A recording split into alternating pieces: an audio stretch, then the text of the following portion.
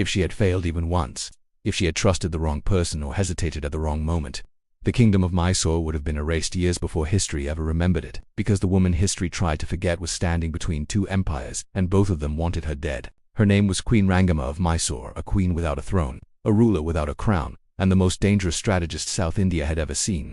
This is a story they didn't want you to hear. Rangamma did not inherit power in a time of peace. She inherited chaos. Mysore was bleeding. The Mughal influence was collapsing. The British were advancing quietly. The Marathas circled like wolves, and the royal court itself was rotting from betrayal. Kings came and went. Regents were assassinated. Ministers sold their loyalty for gold, and right in the middle of this storm stood Rangamma, a woman no empire took seriously, until it was far too late. She entered politics as a queen consort, not a ruler. Men laughed behind silk curtains, believing she was just decorative. They were completely wrong. Rangamma watched everything. She listened to generals argue over maps.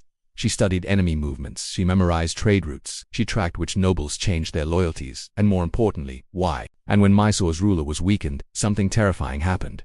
Rangamma didn't panic. She stepped forward. The kingdom was braced for collapse. Instead, Rangamma took control silently. She didn't declare herself queen. She didn't provoke a rebellion. She ruled from the shadows. Her weapon was not an army. It was information. British agents began to enter Mysore disguised as merchants. Maratha envoys whispered of alliances. Every empire believed Mysore was weak and ripe for the taking, and Rangamma let them believe it.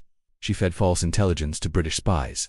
She cleverly redirected Maratha forces toward useless territories. She delayed Mughal intervention through a masterful web of diplomatic confusion. Empires marched forward, and found nothing where they expected an easy conquest. They burned through their money. They lost men. They retreated, completely confused, and they had no idea why their plans were failing. Meanwhile, inside the palace, Rangamma was doing something even more dangerous. She was removing traitors without a single drop of bloodshed. One treacherous noble suddenly lost his land. Another was sent away on a long journey as an ambassador. A third simply disappeared into political exile. There were no executions, no public drama, just clean, silent elimination. Mysore stabilized, while its enemies grew more and more frustrated. Then came her boldest move. Instead of resisting the British openly, Rangamma played them against the other powers. She allowed limited trade access, just enough to keep them hopeful and invested. She promised the Marathas future alliances, just enough to delay their invasion. She reassured neighboring kingdoms of her support without ever committing a single soldier.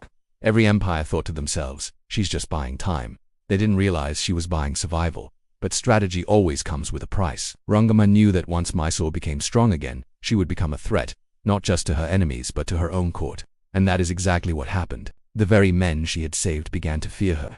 They whispered in the corridors, "She controls everything. She manipulates kings. She is too powerful for a woman." They didn't accuse her of failure. They accused her of success. And when empires couldn't destroy her from the outside, betrayal came from within. A false charge was leveled. A political trap was sprung. A sudden arrest. Rangamma was removed quietly. There was no trial, no explanation, no honor, just silence, and the world moved on, thinking she was insignificant. But here's the truth that history often avoids. By the time Rangamma fell, Mysore was untouchable. The kingdom she had so brilliantly stabilized would later produce leaders who openly challenged the British. The intelligence networks she built remained active for years. The strategies she used were copied unknowingly by future rulers. She didn't die in a blaze of glory on the battlefield. She didn't wear armor. She did something far more powerful. She outlived empires through pure strategy. Empires conquer lands. Strategists protect futures. Queen Rangamma didn't fight wars. She prevented them. She didn't seek glory. She secured survival.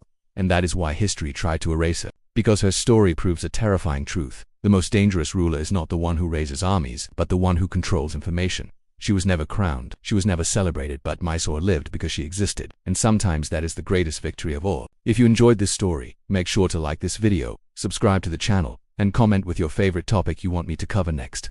Your support helps bring these forgotten queens back to life. Thanks for watching.